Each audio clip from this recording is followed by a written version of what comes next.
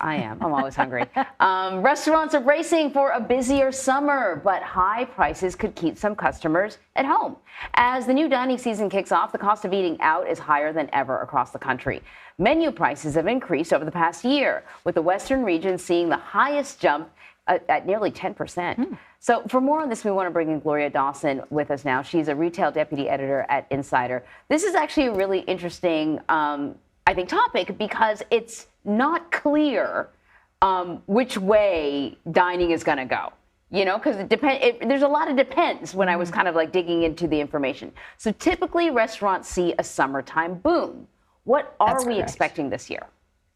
Well, we're expecting that travel boom. So they're feeling optimistic about that. People like to eat out when they travel. But the concern is, like you said, prices. There's also staffing concerns. People are starting to push back on those high prices. So there's just this kind of wait and see. I think surveys like some of them that have come out about diners saying that they're going to cut back are a way of diners saying, we want to see lower prices. We want to see some promotions this summer. Yeah, I think we're all hoping for some promotions. I know that anytime there's even the temperature goes maybe above 60 degrees, I'm out on a patio dining al fresco somewhere. But you're right. The prices are a huge concern because you're walking away from a meal with an entree and 2 appetizers, and it's costing you big bucks. So obviously inflation has played into this, but why are these restaurant prices still so high? Well, for a while, restaurant chain CEOs felt that they could raise the prices, that consumers weren't pushing back. They even boasted about how much they could raise prices. But the beginning of this year, you started hearing from CEOs saying that they're pulling back. They realized that this trend can't go on. The term greedflation was being used.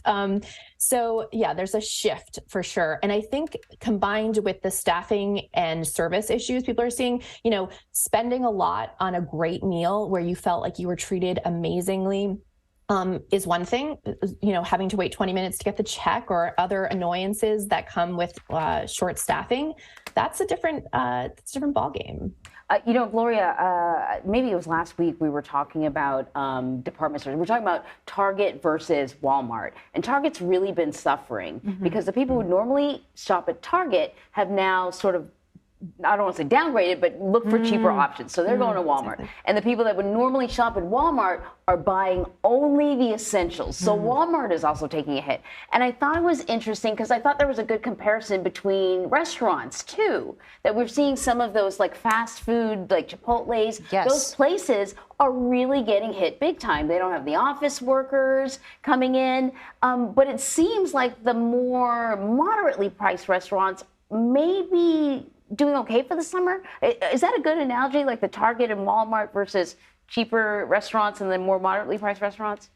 Yes, I think so. I think that certain chains have kind of established themselves as a place for value. And I think those are the places people are going to. And I think it's also perception. It might not be that they're actually cheaper. It's just, this perception of value that people have come to accept. Right. Yeah, and a lot of that, when we pay those big bills and those big checks that come, a lot of it has to do with big tips. And I know that's a whole nother conversation for another time. But there's also the conversation about how it helps pay a living wage for so many of these servers, waiters, and the people in the kitchen. Right now, so much of it has been tied to short staffing. So what is the status right now of restaurant staffing?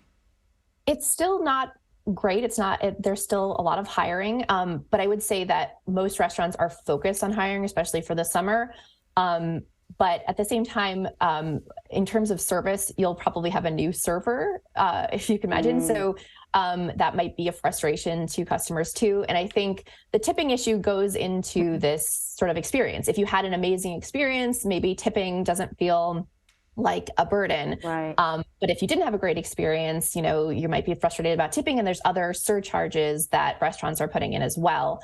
So that just kind of adds to this, if it's a wonderful experience, it feels you're fine opening your wallet. But if you're frustrated and there's just more, Yelp reviews about short staffing, about portion size is another thing.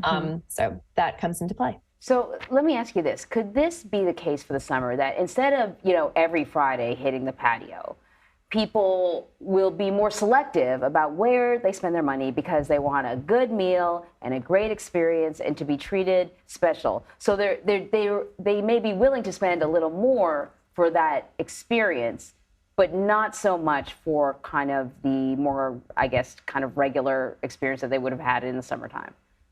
Yes, I think that's right. I think that's something I'm considering. I think also, especially during the pandemic, we got used to ordering out. You know, if you're going to be waiting a long time and you feel like the service isn't great, but you know, you can just get the takeout and maybe not pay as much in the tip. That's another option too. We've gotten really comfortable with ordering out. All right, Gloria, thank you very much. Sure, thank you.